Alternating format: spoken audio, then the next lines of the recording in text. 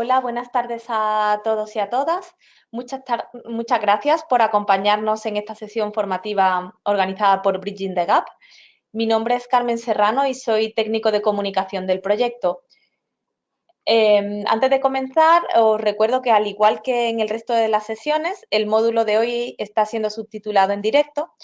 Para acceder a los subtítulos simplemente tenéis que ir al cuadro de chat y ahí os he dejado un enlace que basta con que lo copiéis y peguéis en un navegador web para que os aparezca la transcripción simultánea de todo lo que se va a hablar durante este webinar. Bueno, antes de arrancar la sesión, quiero comentaros también brevemente qué es Bridging the Gap. Se trata de un proyecto financiado por la Unión Europea cuyo objetivo es contribuir a la inclusión socioeconómica, la igualdad y la no discriminación de las personas con discapacidad en países de renta media y baja. Concretamente, el proyecto apoya acciones específicas en 5 países que son Burkina Faso, Ecuador, Etiopía, Paraguay y Sudán. Este proyecto está coordinado por la Fundación Internacional y para Iberoamérica de Administración y Políticas Públicas, FIAP, en asociación con 3 agencias europeas de cooperación para el desarrollo, la española, la italiana y la austriaca. Y además también forman parte del consorcio 2 ONGs internacionales, el Foro Europeo de la Discapacidad y el Consorcio Internacional de Discapacidad y Desarrollo. Este proyecto tiene como objetivo general transversalizar el tema de la discapacidad en la cooperación internacional. Y una de las herramientas que está utilizando para ello es este ciclo de formación sobre discapacidad y desarrollo, realizado en el marco de la estrategia de gestión del conocimiento del proyecto.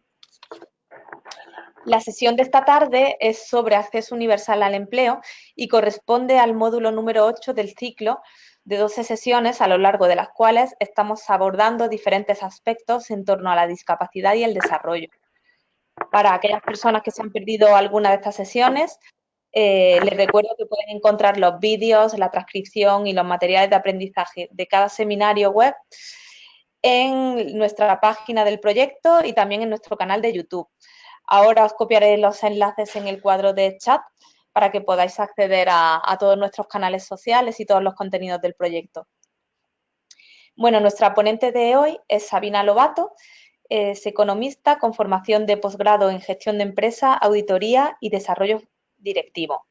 Sabina lleva más de 20 años vinculada al sector de la discapacidad, primero en el ámbito empresarial del Grupo Social 11 y desde 2003 dirigiendo el ámbito de convocatorias de ayudas y programas de formación y empleo en la Fundación 11.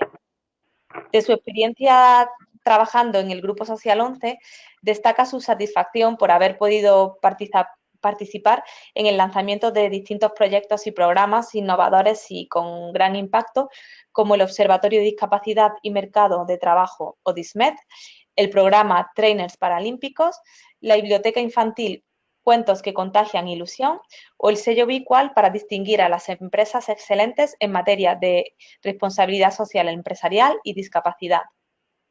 Sabina es una convencida de que todas las personas tienen talentos valiosos y de que la necesidad de trabajar para eliminar las barreras no visibles que nos impiden descubrirlos y ponerlos a trabajar para crear organizaciones más diversas e inclusivas.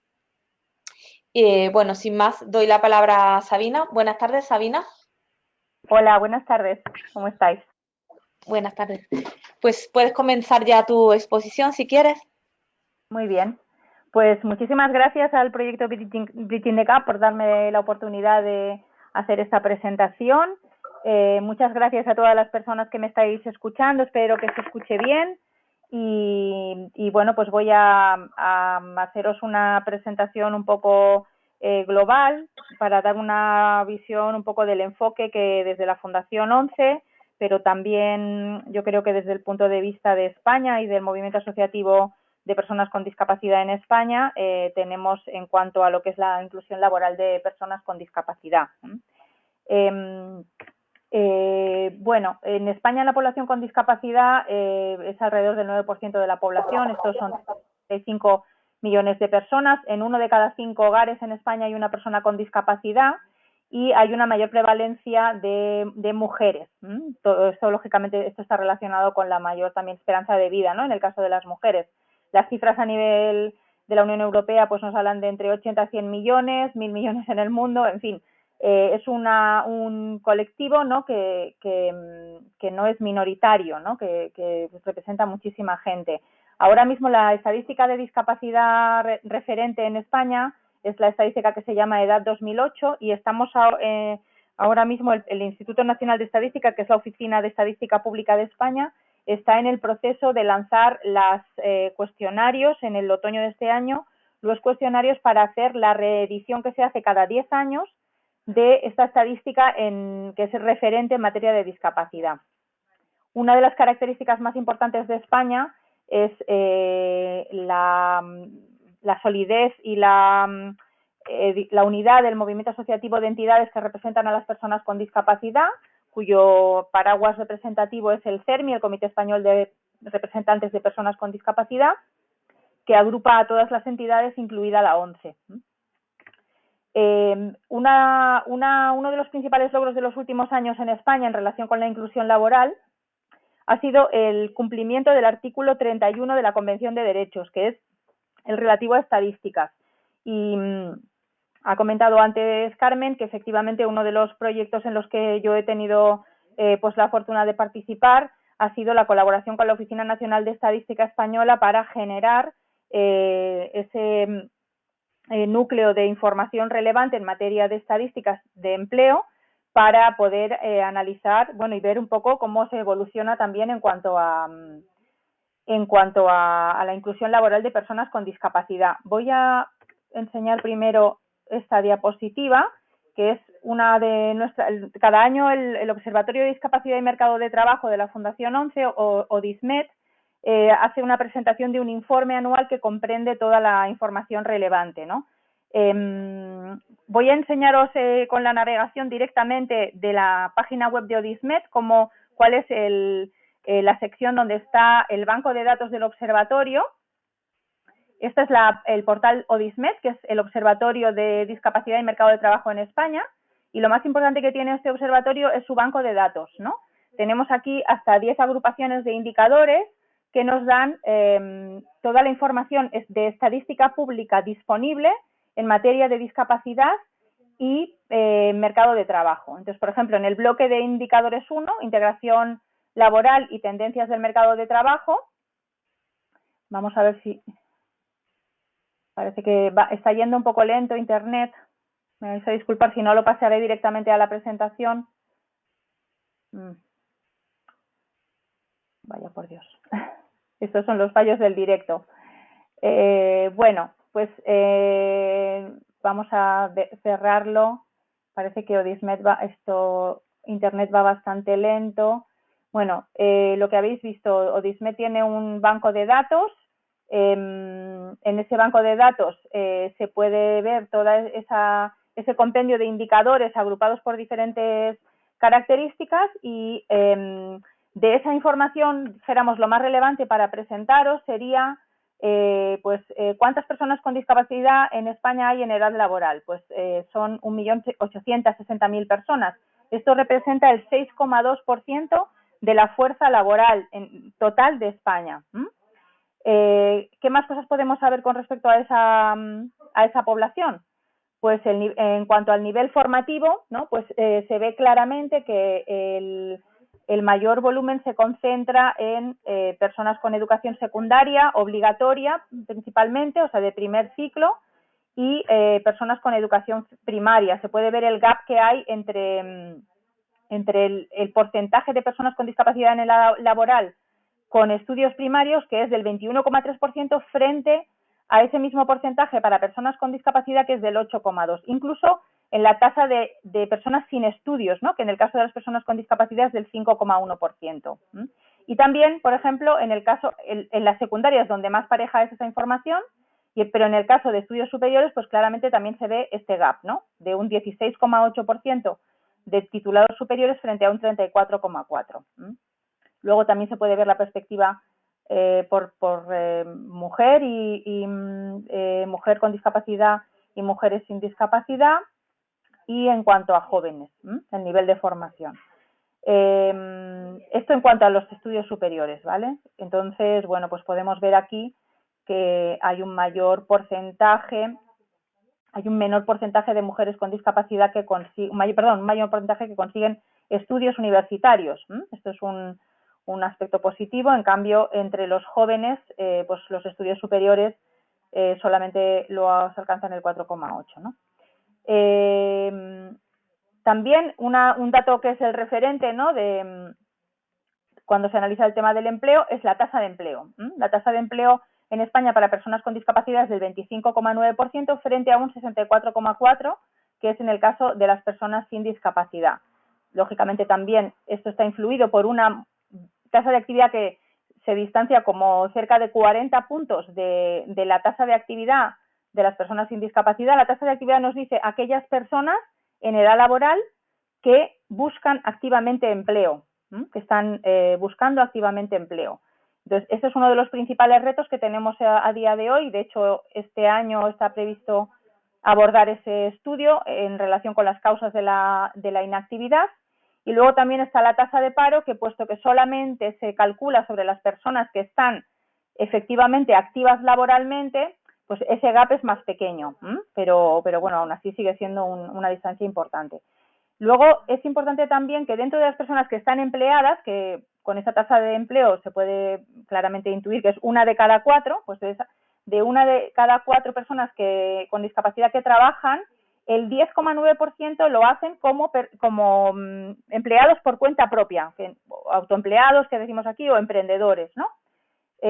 También es una tasa que además se ha mantenido siempre alrededor de entre el 10 y el 12%, y en el último año pues se ha reducido un poquito, ¿no?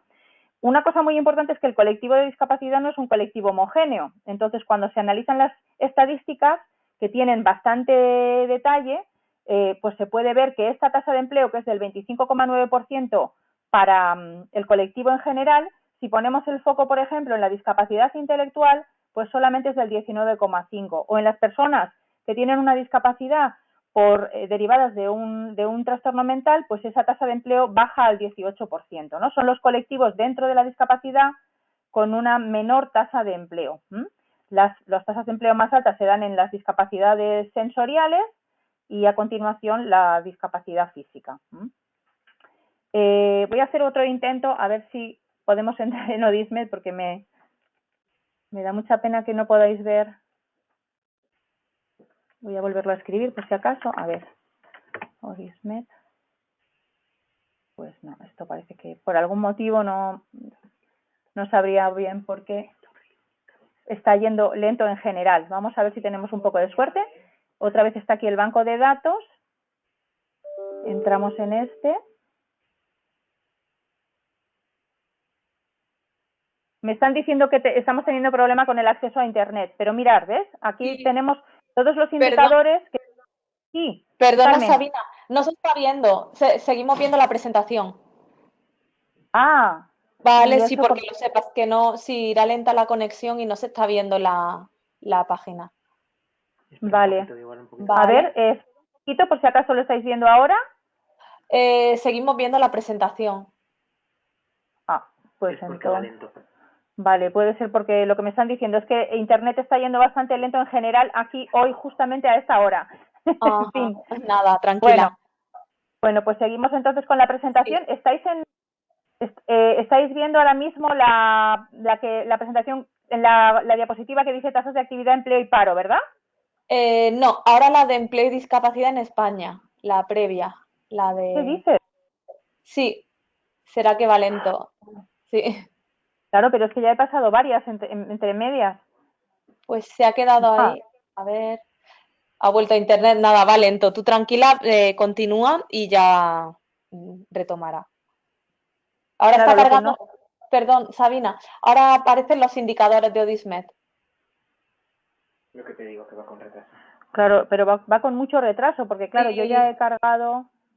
Quédate aquí para que llegue aquí por lo menos. Claro, me voy a quedar aquí, voy a seguir hablando, lo que voy a pedirles es que me impriman la presentación, porque así voy a poder ir avanzando un poco, ¿vale? Entonces, bueno, lo que quería trasladaros también es cómo sea, ¿cómo se identifica en España? Porque sé que en esto hay bastantes diferencias, a una persona con discapacidad de cara a poder incluirlas en estas estadísticas, ¿vale?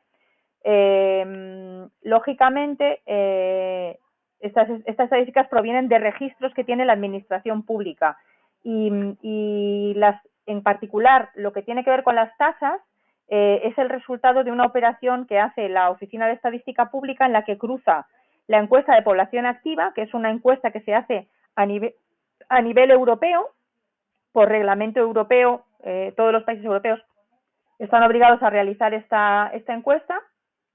Y la otra fuente de datos es la base de datos estatal de personas con discapacidad. Cualquier persona que considere que puede tener acceso a tener ese reconocimiento oficial como persona con discapacidad, en España se puede dirigir a lo que se llama un centro de valoración, que depende del Ministerio de Sanidad, y se le hace una evaluación, ¿no?, de las deficiencias o de las dificultades, ¿no?, que plantea bueno, pues la etiología de su caso, ¿no?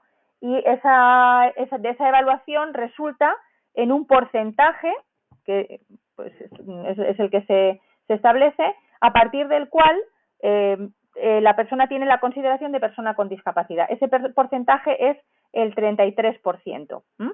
Entonces, cualquier persona que del resultado de esa evaluación consiga un 33%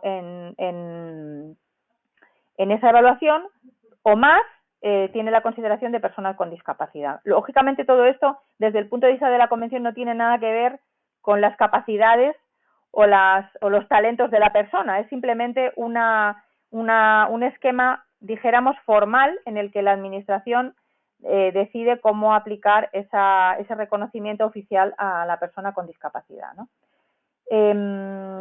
¿Seguís viendo la misma diapositiva? ¿Carmen? No, Sabina, ahora vemos la de tasas de actividad, de empleo y paro. Ah, vale, menos mal. Vale, voy a pasar a la siguiente, ¿vale? No sé cuánto tardaréis. Cuando la volváis a ver, cuando veáis una diferente, me avisáis para saber cuánto retraso lleva, ¿vale?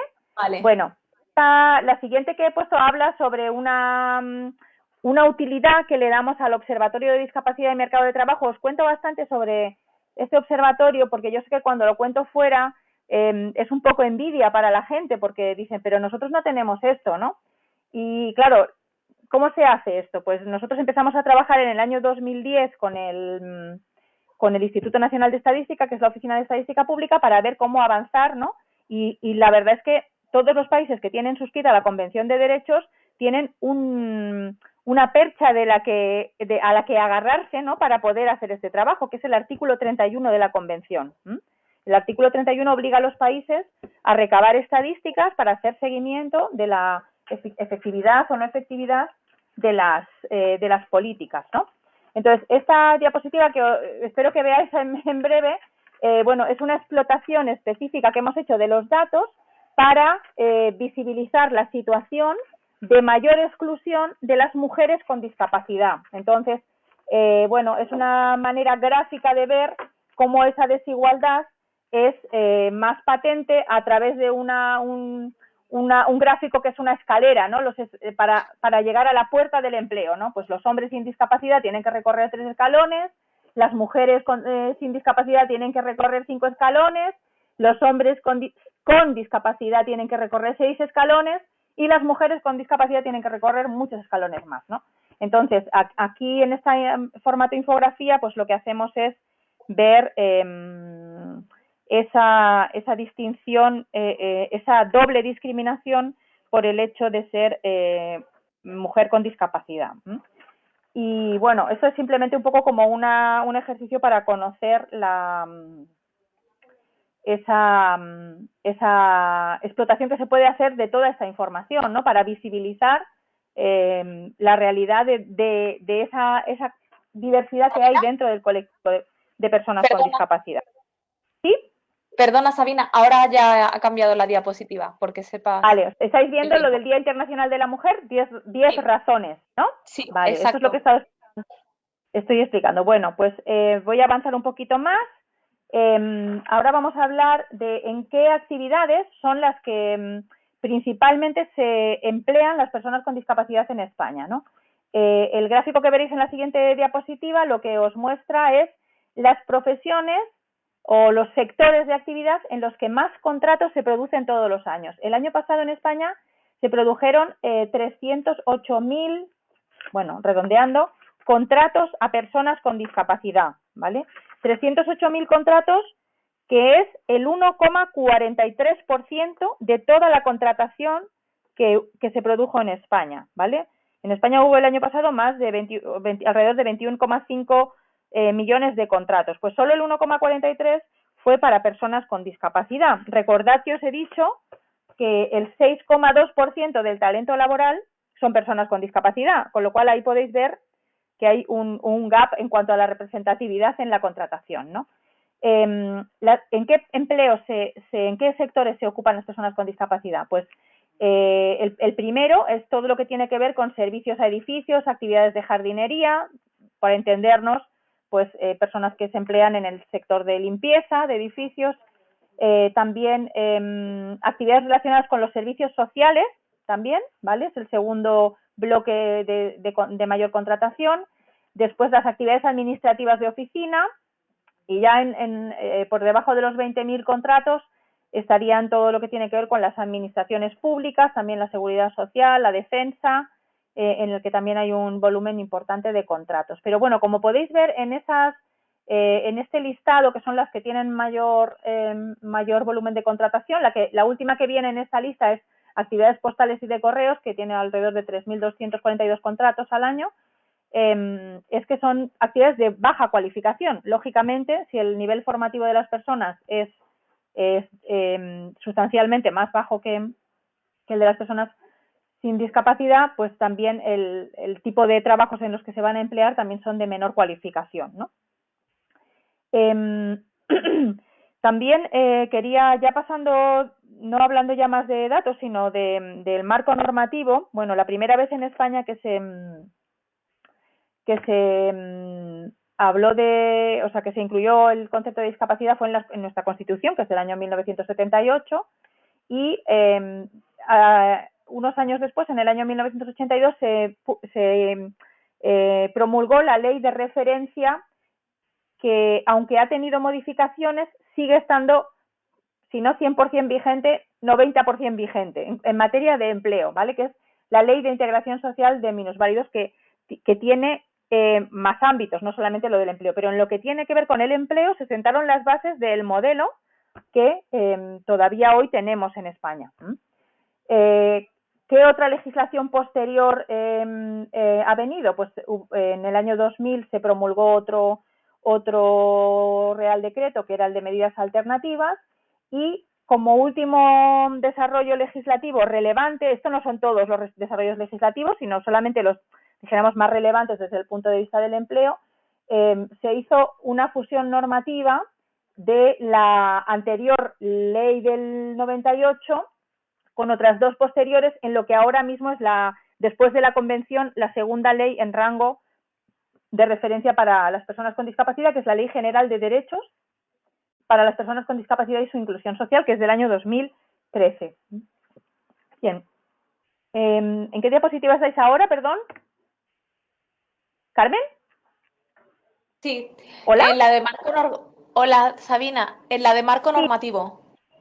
Ah, bien. Entonces vamos alineados ahora. Sí, Ahora sí, he cambiado a la de la convención, que yo creo que esta la voy a pasar un poco rápido porque seguramente ya es de sobra conocida, ¿no? En España fue uno de los primeros países en ratificar la Convención de Derechos y, bueno, pues sabéis que la principal aportación de esta convención es el cambio en el concepto que en muchos países supuso el concepto de discapacidad, ¿no? Ese cambio de enfoque que nos permite pasar de una concepción del ámbito más sanitario, ¿no?, al ámbito más de derechos, ¿no?, o de sanitario o de bienestar social al ámbito más de derechos. Esto se refleja también en las personas que están al frente de las políticas de discapacidad en España, en qué ministerio trabajan, ¿no?, porque refleja también el entendimiento mayor o menor de la convención desde el punto de vista de la administración pública y de las personas que nos gobiernan, ¿no? Nosotros hemos tenido ahí bastante variabilidad en cuanto a dónde ha recaído las principales cuestiones relacionadas a la discapacidad en los ministerios. Es verdad que el que sigue siendo el referente es el Ministerio de Sanidad, pero lo que ha sido muy importante es la introducción de una figura que es la figura del Director General de Políticas de Discapacidad, que hace, dijéramos, transversal todo lo que es la discapacidad en la administración pública, ¿no? El artículo de referencia en materia de empleo en la Convención, como sabéis, es el artículo 27 de trabajo y empleo, y sobre esto, bueno, no voy a comentar mucho más. La Ley General de Derechos, como os he dicho antes, del 2013 refunde las principales leyes en materia de discapacidad, y lo más relevante en relación a ese modelo que os he comentado es que España es un país en el que existe una dualidad en el enfoque desde el punto de vista normativo de la discapacidad. ¿Por qué digo esto? Porque hay, dijéramos, un marco de referencia normativo para las empresas de más de 50 trabajadores, ¿vale? En los que aplica el sistema de cuota, y esa cuota es del 2%. Vuelvo a recordar que con las estadísticas en la mano, de las que no disponíamos cuando se promulgó esta ley, las personas con discapacidad son el 6,2% de la fuerza laboral, ¿vale? Y la cuota para las empresas de más de 50 trabajadores es solo del 2%. Y luego existe también otra, es decir, para las empresas de menos de 50 trabajadores no hay ninguna obligación, cuando sabemos por las estadísticas que más del 80% de las empresas en España son empresas medianas y pequeñas. Y después existe otra realidad, que es la otra parte de esta dualidad que comentaba, que son los centros especiales de empleo, que son empresas sociales que operan en cualquier tipo de sector, en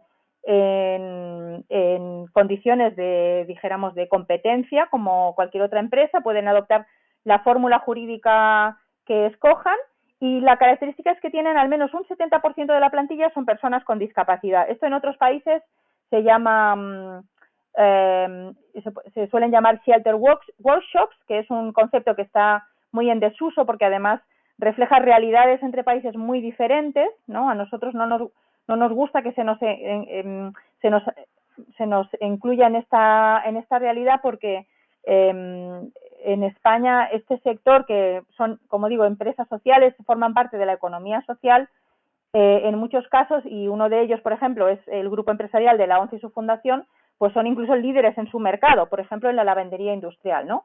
No sé si hay alguno de los participantes de Colombia, pero el grupo Ilunion, que es el grupo social empresarial de la ONCE y su fundación, está, por ejemplo, operando ya desde el año pasado al menos en Colombia, ¿no? Y hay con este sector de lavandería, en el sector de la lavandería industrial, y bueno, tiene de hecho unas perspectivas de poder seguir creciendo, ¿no?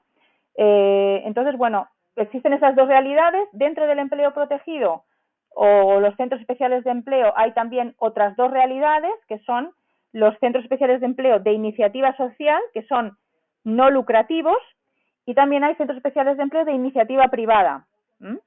Incluso hay empresas, que es una de las cuestiones, por ejemplo, que nos lleva desde la Fundación ONCE y desde el CERMI a plantear al Gobierno la necesidad de modificar el marco normativo para el empleo de las personas con discapacidad.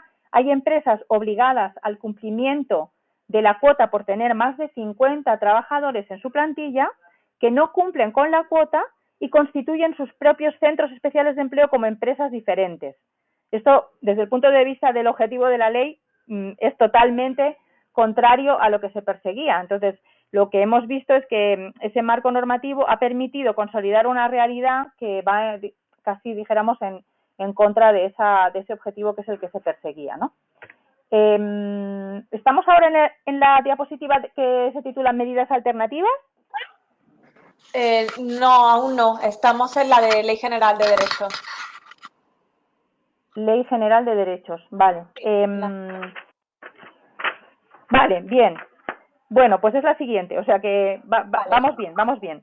Sí. Bueno, entonces, también el marco normativo lo que establece es que para esas empresas que tienen 50 o más trabajadores pueden solicitar a la Administración el cumplimiento de esa legislación a través de lo que se llama medidas alternativas, es decir, tienen que demostrar a la Administración que no han encontrado candidatos adecuados para las ofertas de empleo que tenían o que por razones productivas, organizativas, técnicas o económicas, que es un cajón en el que cabe todo prácticamente, no han podido contratar a personas con discapacidad. Entonces, eso da pie a que se pueda excepcionalizar el cumplimiento de la cuota y poder recurrir a medidas alternativas, que esas medidas alternativas consisten en comprar bien a centros especiales de empleo, que ya he explicado lo que era, o bien a trabajadores autónomos con discapacidad en un porcentaje, o sea, un cálculo numérico que establece el propio Real Decreto de medidas alternativas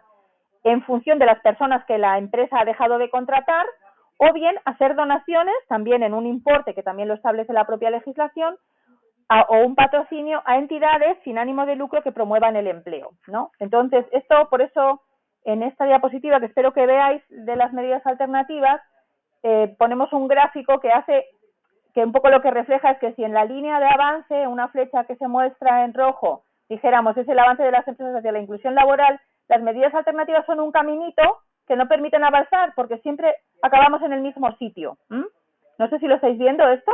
Sí, sí, sí, ya sí. ¿Estáis viendo? ¿Ve? Vale. Pues esto es lo que quería, lo marco aquí, ¿no? O sea, este sería el avance hacia la inclusión laboral y cuando una empresa opta por las medidas alternativas, pues bueno, busca un camino alternativo y al final acabamos en el mismo sitio, ¿no? Se produce un avance realmente muy lento. Esta es otra de las cosas que también se quiere cambiar. Yo sé que en otros países también existen sistemas similares a este, ¿no?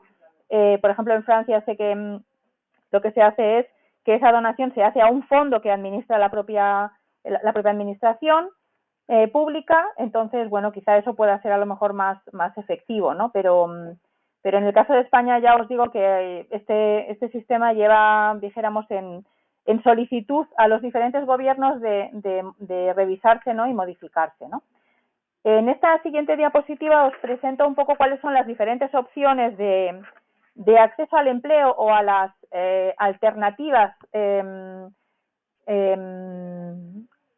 más o menos alineadas con lo que puede ser un empleo que hay en España, ¿no? Tras lo que sería la formación obligatoria, ¿no? en la escuela, que España tiene un sistema mixto de inclusión educativa y de escuelas especiales, que además ahora mismo es como se diría en términos de redes sociales, es trending topic, porque España tuvo una revisión por parte de Naciones Unidas en relación con este tema y el gobierno está obligado a implementar un plan de mejora, ¿no?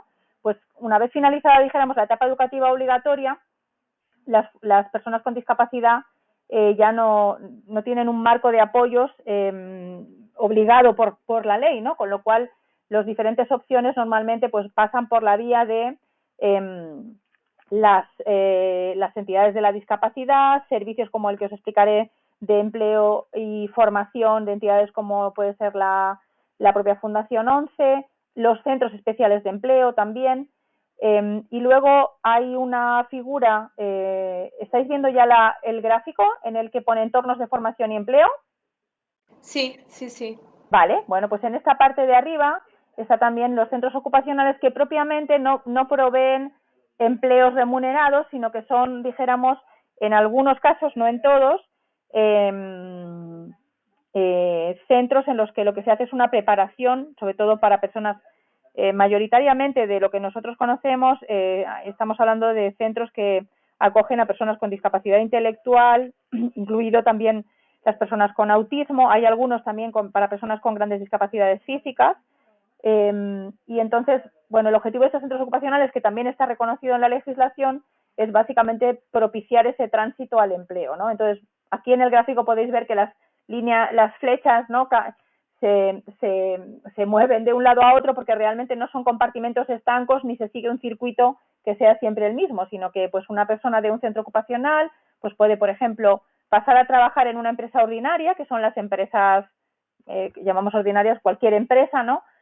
pues a lo mejor con un apoyo, ¿no? A través de los preparadores laborales. Sabéis que seguramente también conoceréis esta fórmula de acceso al empleo que se llama el empleo con apoyo. A nivel europeo hay muchas organizaciones que hacen prestan estos servicios a través de los preparadores laborales, y de hecho hay una organización bastante estructurada con incluso una entidad a nivel europeo que representa a todas las organizaciones que hacen empleo con apoyo, que es la European Union of Supported Employment.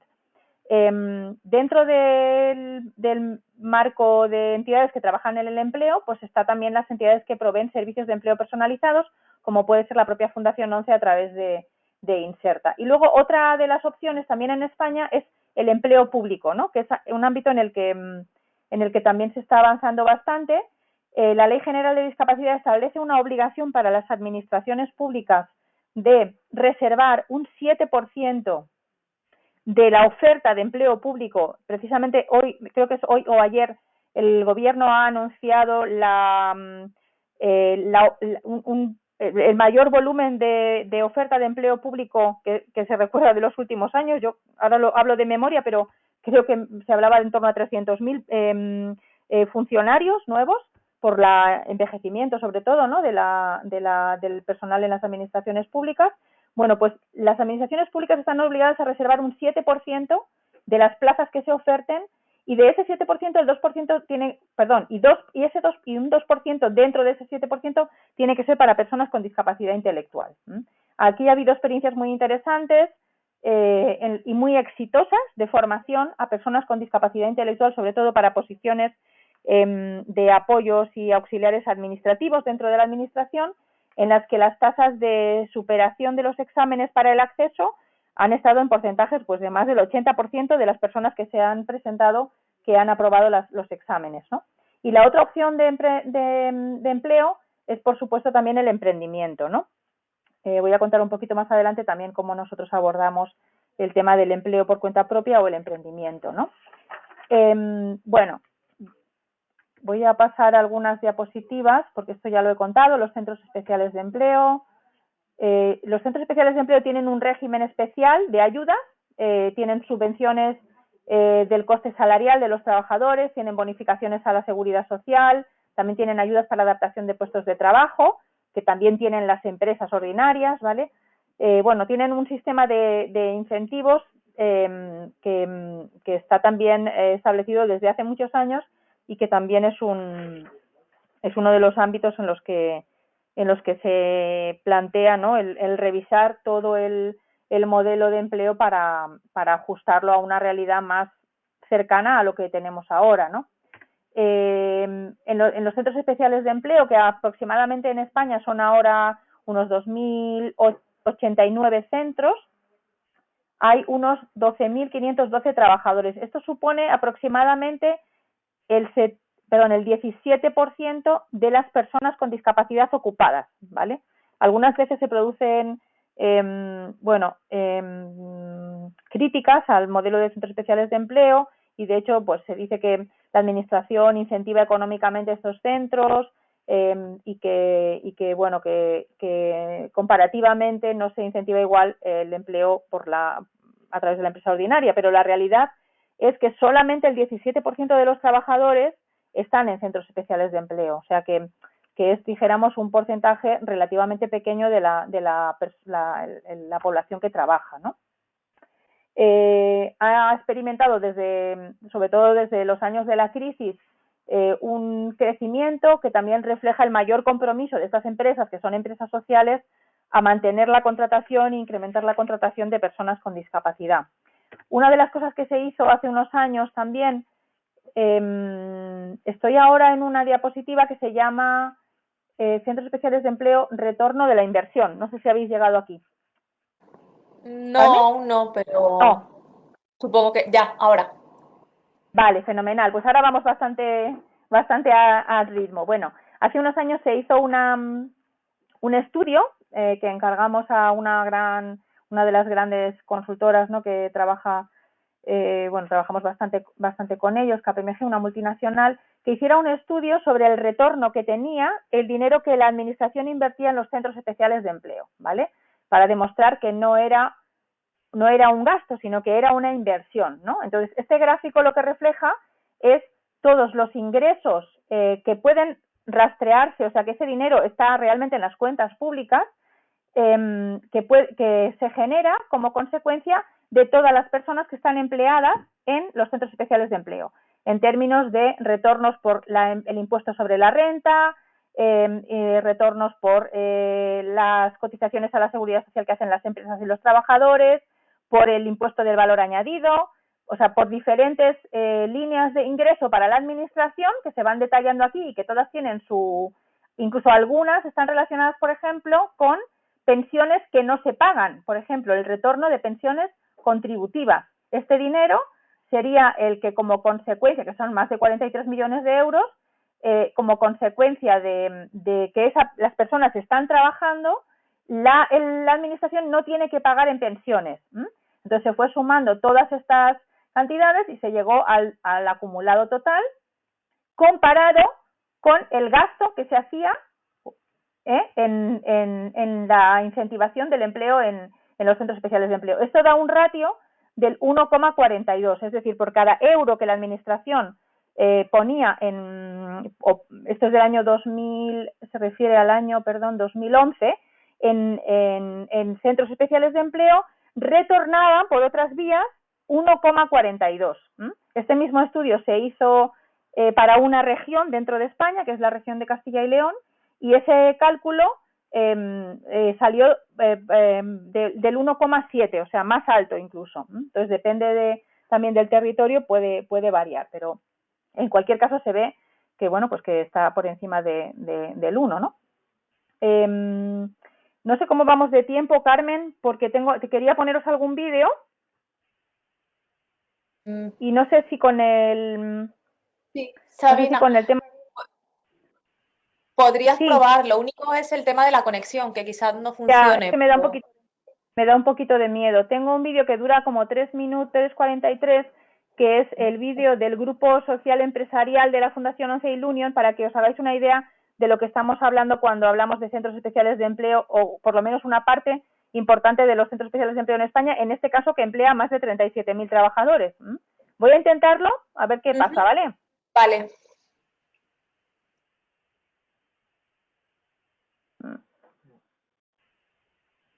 Parece que se queda...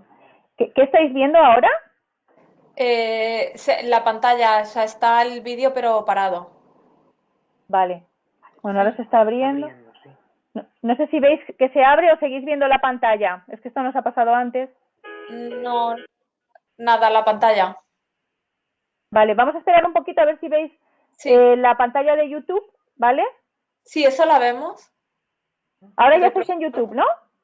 Bueno, está el reproductor, pero arriba pone Ilunion y el reproductor de vídeo. Vale, le voy a dar, ¿vale? A ver qué pasa. Hace 25 años en la ONCE y su fundación nos propusimos un reto, que las personas con discapacidad tuvieran un empleo digno y comprometido con la sociedad.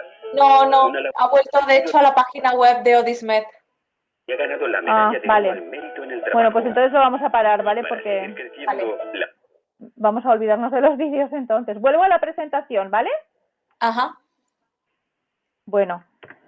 Ahora voy a hablaros un poquito más ya después de explicaros un poquito el contexto, voy a hablaros también un poco de cómo abordamos desde la Fundación 11 todo lo que tiene que ver con el empleo, ¿no? La Fundación 11 es una fundación creada por la ONCE en el año 88 que, bueno, se financia con, parte de nuestra financiación proviene de las ventas de los productos de juego que comercializa la ONCE. Sabéis que la ONCE es la organización de ciegos en España que desde hace muchos años pues tiene una concesión de la administración pública para la venta de lotería, productos de juego. Entonces, parte el 3% de lo que se vende retorna o nos viene a la Fundación 11 para el desarrollo de programas para todo tipo de personas con discapacidad. En el patronato de la Fundación 11, además de la ONCE como entidad fundadora, está también la administración pública y las principales entidades del movimiento asociativo de personas con discapacidad. El año pasado superamos en ejecución presupuestaria los 100 millones de euros, de los que el 72% son los ingresos que nos transfiere la ONCE. Después somos también organismo intermedio desde el año 2000 del Fondo Social Europeo y eso supone el 20% de nuestros ingresos, y luego de otros ingresos, como por ejemplo lo que he explicado antes de donaciones y otro tipo de actividades, recibimos el 8% restante. Como decía, las prioridades son la formación y el empleo y también el desarrollo de programas relacionados con la accesibilidad universal y el diseño para todos. Y destinamos aproximadamente el 70% al primero de los objetivos y el 30% al segundo. Luego somos una fundación que hacemos actividad de grant making, es decir, que somos concedemos ayudas económicas, ¿vale? Nuestro presupuesto en su mayor parte se canaliza a través de convocatorias de ayudas económicas. Gestionamos el año pasado, ahí pone que los proyectos que aprobamos, que fueron 1.957, pero gestionamos alrededor de 2.500 solicitudes de ayuda. Y luego, bueno, estamos certificados en diferentes sellos de calidad, medio ambiente, y ahora estamos trabajando para incrementar nuestra calificación en el sello europeo de excelencia, FQM, y el objetivo que tenemos este año es llegar al objetivo 500, ¿no? Que es como el reto o el sueño de las entidades que quieren acceder a este sueño, ¿no? También, bueno, nuestra actividad se desarrolla en gran parte gracias a alianzas con otras entidades. Tenemos una actividad bastante importante de suscripción de alianzas con otras organizaciones de todo tipo y un bloque muy importante de convenios y de alianzas se realiza con empresas. No sé si estáis viendo ahora una diapositiva que pone Foro Inserta Responsable. ¿Estáis viendo no, esta? Sabina, no, se quedó parado en el comienzo del vídeo y eso es lo que estamos viendo. No me lo puedo creer. Oh. Y va con retardo. Está el vídeo ahora. Bueno, os explico. Nosotros dentro de lo que es la actividad de convenios de colaboración, ahora mismo tenemos alrededor de 90 empresas. Muchas de ellas son referentes o las empresas más grandes que hay en cada sector de actividad. Por ejemplo, estoy mirando dentro de los logos que veréis, espero próximamente en la pantalla, algunas empresas que operan a nivel internacional y también en Latinoamérica. Por ejemplo, pues tenemos convenios de colaboración con el Banco Santander, con el BBVA, con multinacionales como BT, British Telecom o como consultoras como EY, con McDonald's, con IKEA, en fin, con muchas empresas, ¿no? que se han comprometido a través de la firma de un convenio de colaboración con la Fundación ONCE, y ese compromiso incluye un compromiso específico de contratar un número concreto de personas con discapacidad en el plazo de vigencia del convenio. Entonces, eso nos da pie a nosotros a diseñar un plan de trabajo con esa empresa para que ellos puedan ir incorporando personas con discapacidad. ¿Y esto cómo lo hacemos? Pues lo hacemos porque la Fundación ONCE tiene la mayor base de datos de personas con discapacidad demandantes de empleo. Tenemos esa base de datos que gestionamos, es incluso mayor que la del propio Servicio Público de Empleo, que el otro día en España se publicó un estudio de la Oficina Nacional de Estadística sobre los empleos, ¿no? Y bueno, de ese estudio resulta que creo que solo alrededor del 3% de los contratos se generan a través de los servicios públicos de empleo, con lo cual hay muchas entidades como nosotros o como las empresas de trabajo temporal que son las que realmente están generando, ¿no?, ese movimiento en la contratación. Hemos hecho también observatorios sobre la accesibilidad a los centros de trabajo, ¿no? Este estudio es del 2015, no sé si habéis llegado ya por aquí. Poner accesibilidad universal en la Fundación ONCE, centros de trabajo. Carmen, ¿habéis avanzado un poquito? No, sigue en el vídeo. Uf. Sí. Vale, bueno. Os resumo un poquito, me hubiera gustado que lo pudierais ir viendo. Bueno, básicamente en este observatorio, que es una línea de trabajo dentro de la parte de accesibilidad que os he comentado, lo que hacemos es abordar estudios específicos sobre cómo está la accesibilidad en determinados ámbitos. Por ejemplo, en los portales de acceso a los servicios de la administración pública. Por ejemplo, a los medios de transporte, ¿no? El transporte por carretera, el transporte ferroviario, el transporte aéreo, pues se hace un estudio, ¿no? Y se concluye sobre cuáles son las principales barreras que se encuentran en ese ámbito, ¿no? Bueno, pues hicimos uno también relacionado con la accesibilidad de los centros de trabajo.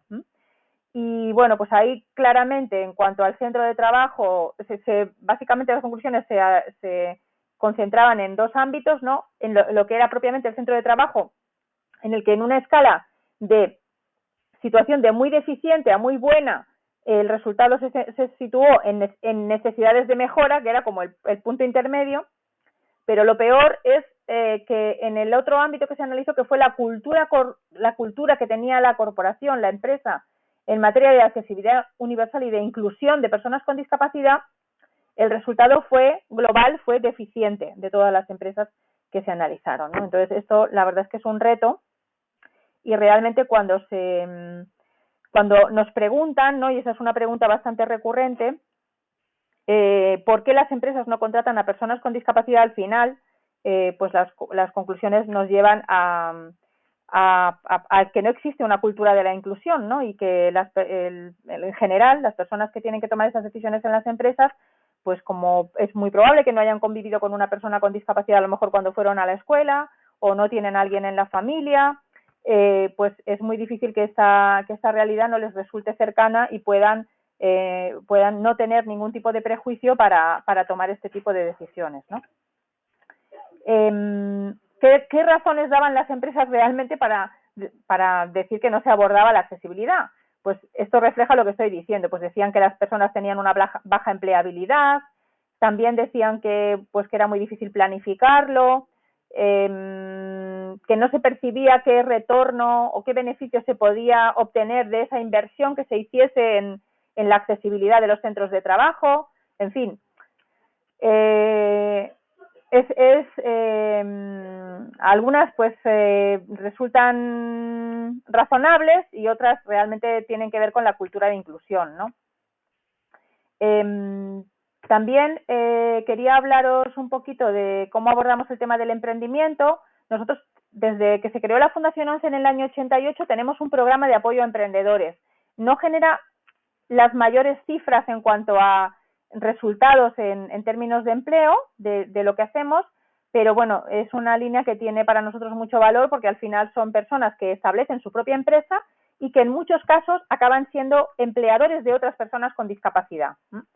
Lo que tenemos es una red en nuestros servicios de empleo de dinamizadores, personas que están especializadas en apoyar y acompañar a las personas que tienen esa vocación de emprender un negocio, y les acompañamos en todo el itinerario, bien sea poniendo a disposición recursos propios de formación o de acompañamiento mediante servicios de consultores expertos que ayudan al desarrollo del plan de negocio, y también tenemos una convocatoria de ayuda específica, de ayuda económica, para afrontar las inversiones que el emprendedor tiene que hacer para establecerse por su cuenta, ¿no?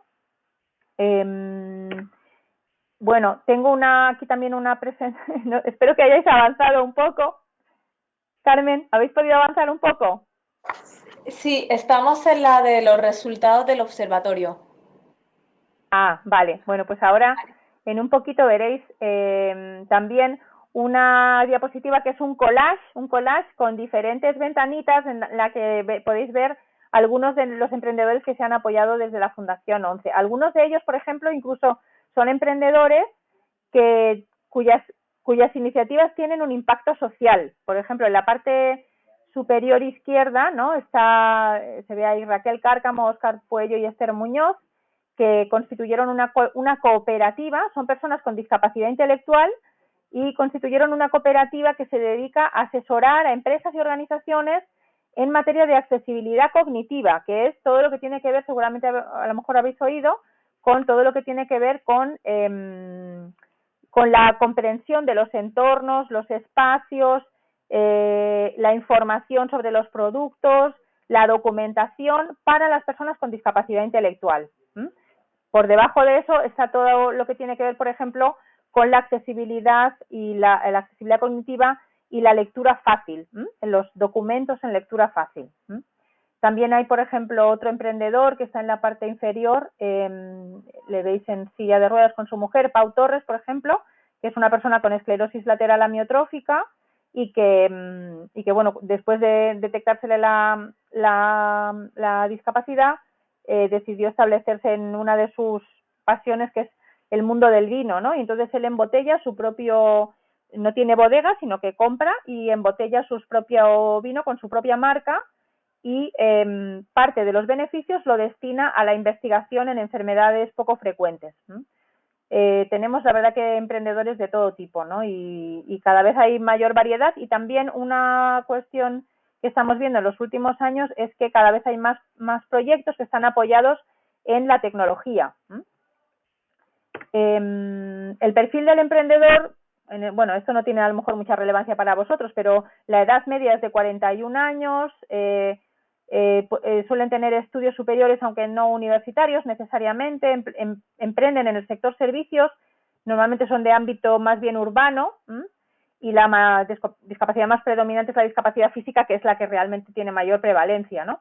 Y normalmente hay una mayor presencia de hombres. En los emprendedores que apoyamos, alrededor del 38% son mujeres. De la región en España donde más emprendimientos apoyamos es Andalucía. ¿Qué más? También os voy a contar sobre... No sé cómo vamos de tiempo, Carmen. Pues 5 minutos, 10 minutos más máximo. Vale, bueno. También en el último año, está de hecho pendiente de presentarse, hemos desarrollado una metodología para con un proyecto piloto para las entidades que trabajan apoyando a personas con discapacidad con mayores dificultades en el empleo, para que puedan desarrollar programas de apoyo al emprendimiento. Entonces, bueno, es una metodología que próximamente tendremos colgada en nuestra web y a la que podréis acceder, en la que planteamos no solamente cómo desarrollar un plan de trabajo para propiciar ese emprendimiento individual o colectivo entre personas con mayores dificultades, sino también una batería de herramientas para trabajar con el emprendedor lo que es la ideación y el diseño del plan de negocio, ¿no?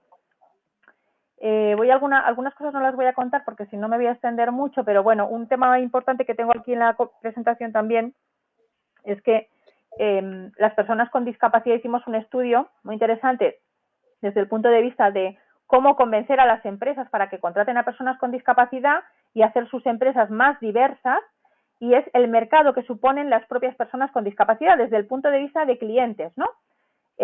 Bueno, pues las conclusiones de ese estudio dicen que 1.300 millones de personas en el mundo tienen una capacidad de compra de 8 billones de dólares de gasto. Claro, esto significa, desde el punto de vista de la empresa, que cuantas más personas con discapacidad y más diversa dentro de la discapacidad tengas en tu plantilla, más capaz o más potencialmente mejor preparada estarás como empresa para ofrecer servicios y productos que se adecúen a ese mercado, ¿no? Que son 91 millones de personas en Europa, por ejemplo, con una capacidad de gasto de 3,1 billones de euros, ¿no? O sea que en España solamente pues estamos hablando de 4,12 millones de personas, como os he dicho anteriormente, ¿no? Y en cuanto a familias, estamos hablando también de 3,2 millones. Si a eso le sumamos los 8,4 millones de personas mayores que hay en España, que tienen el mismo tipo de necesidades, desde el punto de vista de la empresa, ¿no?, nos podemos hacer una idea de ese potencial de mercado que hay, ¿no? Hemos trabajado nosotros también algún proyecto que es muy interesante por la replicabilidad que puede tener para las personas que me estáis escuchando, que tiene que ver con la formación financiera, que esto es un ámbito que está muy vinculado al ámbito laboral. Lógicamente, en este caso es un recurso que está destinado a personas con discapacidad intelectual y que se puede gestionar a través de entidades que trabajen con personas con discapacidad. Es un recurso de formación en el que cada persona va avanzando a su ritmo, ¿no?, en la formación, y va adquiriendo pues los conceptos financieros básicos, cómo hacer un uso responsable del dinero, cuáles son los conocimientos que aplican al mundo laboral y también aprender una contabilidad básica. Esto está directamente ligado con la consecución de un empleo. La persona tiene que tener esa formación para poder administrar y tener su propia autonomía desde el punto de vista económico, ¿no? Y esto lo hacemos en colaboración, somos una entidad colaboradora de los principales organismos reguladores que hay en España en este ámbito financiero, que es la Comisión Nacional del Mercado de Valores. Creo que en Latinoamérica tienen otra denominación, pero si me acuerdo os lo digo, no me acuerdo. Y luego el Banco Central Español, que tiene sus competencias todavía, como sabéis en Europa tenemos el Banco Central Europeo, pero bueno, los bancos nacionales tienen también su propia... Entonces es un programa que está enmarcado en el Plan de Educación Financiera General de las entidades reguladoras, ¿no? Hemos hecho también un recurso que también se puede acceder a él, es una biblioteca infantil y que está destinada a sensibilizar a los más pequeños sobre la discapacidad y que es una biblioteca de cuentos. Os animo a que la consultéis y veáis, bueno, se explica en la primera página cada una de las discapacidades, cada personaje son niños con discapacidades y bueno, pues es un recurso muy útil, pues por ejemplo, para el ámbito educativo, pero también para el ámbito familiar, ¿no? Para normalizar la discapacidad. Otro de los proyectos en los que, bueno, pues he tenido la suerte de participar ha sido el lanzamiento del programa Trainers Paralímpicos, que es un recurso fantástico para poder hacer sensibilización en empresas y formación en empresas y entidades, y que, bueno, pues está conformado por ahora mismo 12 deportistas y exdeportistas paralímpicos de primer nivel, todos ellos medallistas, y que lo que hacen es ir pues desde hacer conferencias o sesiones de formación en empresas, en universidades, en administración pública, y lo pusimos en marcha en el año 2015 y la verdad es que, bueno, pues hemos llegado ya bueno, no tengo aquí la suma, pero se puede ver en la diapositiva. El año pasado, por ejemplo, hicimos 72 eventos con 7.776 asistentes, ¿no?, a esos eventos. Ahora mismo uno de los retos, ya para terminar, fundamentales en los que estamos inmersos es todo lo que tiene que ver con la transformación digital y el futuro del trabajo.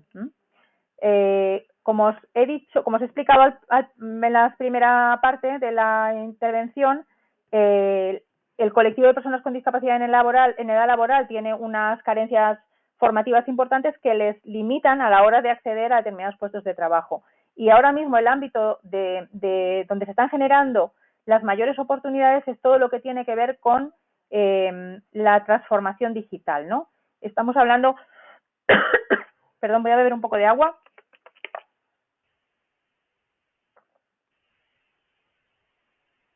Bueno, pongo en la diapositiva, no sé en cuál estáis ahora, Carmen. ¿Hola? Hola, Sabina, se quedó en la de resultados del objetivo, del observatorio. Bueno, todavía sí, os faltan unas pocas. Vale. Bueno, en cuanto a la transformación digital, por ejemplo, pues una de las posiciones, algunas de las posiciones que ahora mismo tienen mayor demanda en España, por ejemplo, son posiciones relacionadas con los analistas de datos, con desarrollos de software y aplicaciones, especialistas en comercio electrónico y redes sociales, que en muchos casos no se cubren las ofertas, ¿no?, que se producen, ¿no? Entonces, el principal reto, esto está estudiado y tenéis análisis de referencia anuales por parte del Foro Económico Mundial, en el informe que publican y que hacen visible todos los años, que se llama The Future of Jobs, y bueno, ahora mismo es nuestra principal ocupación, entre otras muchas, ¿no?, pero es cómo desarrollar programas de formación que posicionen a las personas con discapacidad, al talento de las personas con discapacidad en todo este mundo de oportunidades, ¿no? Bueno, os dejo también ahí algunas diapositivas interesantes que no son mías, sino que las he cogido de la red, pero que hablan de cómo será el empleo del futuro, ¿no? En algunos casos ya del presente, y pues que habla de pues que cada vez va a haber más competencia, que esa competencia incluso no va a ser a nivel de país, sino a nivel global, porque hay muchas empresas que ya no tienen a sus trabajadores en un centro de trabajo, sino que los tienen deslocalizados por todo el mundo, ¿no? También la rapidez de los avances tecnológicos que van a obligar a que las personas estén continuamente aprendiendo, ¿no? Entonces, una de las competencias más importantes que hay que desarrollar es el aprendizaje continuo, o sea, que la persona esté abierta a aprender y desaprender continuamente, ¿no? Bueno, todo este tema de las competencias, también os dejo ahí algunas diapositivas. Lo que quería resaltaros es que dentro de las competencias del siglo XXI, que destaca que bueno, define el Foro Económico Mundial, pero que también están incluidas a nivel de la Comisión Europea, ¿no? De una manera muy parecida, están lo que son las competencias fundamentales, las competencias para afrontar retos complejos, pero también las competencias del carácter. Y yo aquí creo que es donde tenemos, desde el punto de vista de las organizaciones que trabajamos para la discapacidad, las mayores oportunidades, porque algunas de esas competencias son, por ejemplo, la persistencia. Y si hay gente que es especialmente persistente, son muchas personas con discapacidad, ¿no? O la adaptabilidad. También, bueno, pues también habilidades relacionadas con, se destacan también las habilidades relacionadas con la conciencia social y cultural, ¿no? Entonces, yo creo que una de las líneas de trabajo que tenemos que seguir también es ver cómo las personas con discapacidad están mejor posicionadas con respecto a esas competencias y tratar de utilizar eso, ¿no? como llamada para las empresas, ¿no? Tenéis ahí también alguna diapositiva que explica cómo es el trabajador del futuro, ¿no? Habla de cosas como es una persona pues que crea su propia marca personal en función de sus acciones o sus resultados. En materia de tecnología es una persona que enseguida adopta las novedades tecnológicas, ¿no? Es autodidacta, tiene capacidad de resolver diferentes problemas.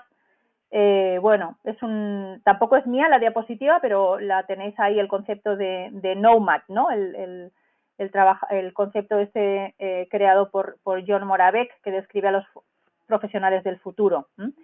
Nuestra primera experiencia, bueno, hemos hecho bastantes cosas en el pasado relacionado con la formación en el ámbito tecnológico, pero bueno, el año pasado pusimos en marcha una iniciativa con jóvenes. Eran jóvenes que en España en España y en Europa estaban bajo el paraguas de lo que se llama la garantía juvenil, porque son jóvenes hasta 30 años que ni trabajaban ni estaban en los circuitos de formación, es decir, que realmente estaban, dijéramos, en una situación de muy pocas expectativas. Entonces pusimos en marcha una iniciativa que se simultaneó en 3 ciudades en España, Madrid, Barcelona y Sevilla, en la que formamos a 220 jóvenes con estas características que os he dicho, de distintas discapacidades, incluidas discapacidades intelectuales, personas con autismo, personas sordas, bueno, todo tipo de discapacidades, y se desarrolló un programa en 2 fases, ¿no? Una con unos contenidos más generalistas con 100 horas de duración, y luego hubo una selección y nos quedamos con 150 alumnos a los que se dividió en 3 itinerarios. Bueno, los itinerarios tenían que ver con, tenéis en una de las diapositivas los contenidos de la fase 1 de esa formación, y en la fase 2 los itinerarios eran, uno era marketing y diseño, el otro era programación y el tercero era nuevas profesiones tecnológicas, en el que se hablaba pues de las principales tecnologías, se abordaron todas las principales tecnologías que están transformando los negocios y las organizaciones. La robótica, el Internet de las cosas, la inteligencia artificial, la impresión 3D, la ciberseguridad, en fin, todas estas tecnologías que están rápidamente no transformando nuestra sociedad.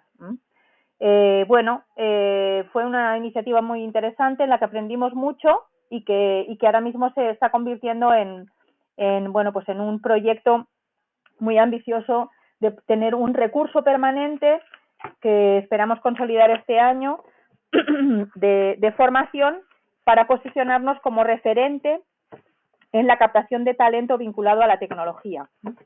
Y bueno, con esto terminaría mi presentación y estoy pues a vuestra disposición para que me preguntéis lo que queráis, y lo que pueda resolveros os lo resuelvo sobre la marcha, y lo que no, pues me quedo pendiente para poder daros una respuesta. Carmen. Sí, gracias, Sabina. Bueno, os recuerdo a todos los participantes que podéis dejar vuestras preguntas en el cuadro del chat y en la herramienta preguntas por escrito, o también levantar la mano en la herramienta de la manita para que os abramos el micro y podáis preguntar. A ver, de momento tenemos una pregunta de Soledad Torres y comenta: hola, desde Quito, Ecuador. ¿Podrías explicar cómo son los procesos de cualificación o certificación de competencias laborales para el empleo en personas con discapacidad que no tienen educación superior, quizás solo la escuela o el bachillerato?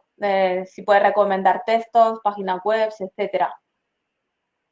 Bueno, a ver, nosotros me imagino que como en otros países existen programas, dijéramos, dependientes de lo que es el Ministerio de Educación. Si la persona, por ejemplo, que os sucede en muchos casos, no ha titulado la educación obligatoria, existe la formación para adultos, ¿no?, para poder obtener esa cualificación que por lo menos te da el título de lo que se llama en España educación secundaria obligatoria, ¿no?, que es muy importante desde el punto de vista de las personas con discapacidad.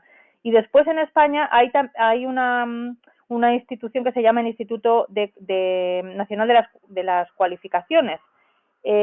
Lo cierto es que, yo te soy sincera, desde mi punto de vista, yo creo que muchas personas que trabajamos en este ámbito de la discapacidad, creo que salvo para algunas profesiones en las que la cualificación es un requisito de entrada, en el resto y en la generalidad de las ofertas de empleo, las empresas no valoran la cualificación, siempre que no sea una titulación universitaria, lógicamente. Quiero decir, por ejemplo, para trabajar en un restaurante, pues efectivamente tienes que tener una titulación que es la titulación como manipulador de alimentos. Pero realmente, o sea, ya te digo, salvo contadas excepciones, ¿no?, el tener una cualificación reconocida muchas veces no es la puerta hacia el empleo. De hecho, nosotros muchas de las formaciones que impartimos son títulos, o sea, son formaciones propias, ¿no?, en las que nosotros hacemos el diseño de contenidos de la mano de la empresa que tiene la expectativa de contratar y no tiene un reconocimiento oficial. Sí que es verdad que estamos tratando que en aquellos sectores en los que exista esa dijéramos, barrera de entrada para la persona, ¿no?, intentar homologar, ¿no?, esa formación para que pueda ser reconocida como lo que se llama certificado de profesionalidad, que es como técnicamente se llama, ¿no?, ese reconocimiento formal de la cualificación. Si necesitas más información sobre esto, tendría que pedirla, nos podrías dejar un correo electrónico y te podría enviar alguna cosa más.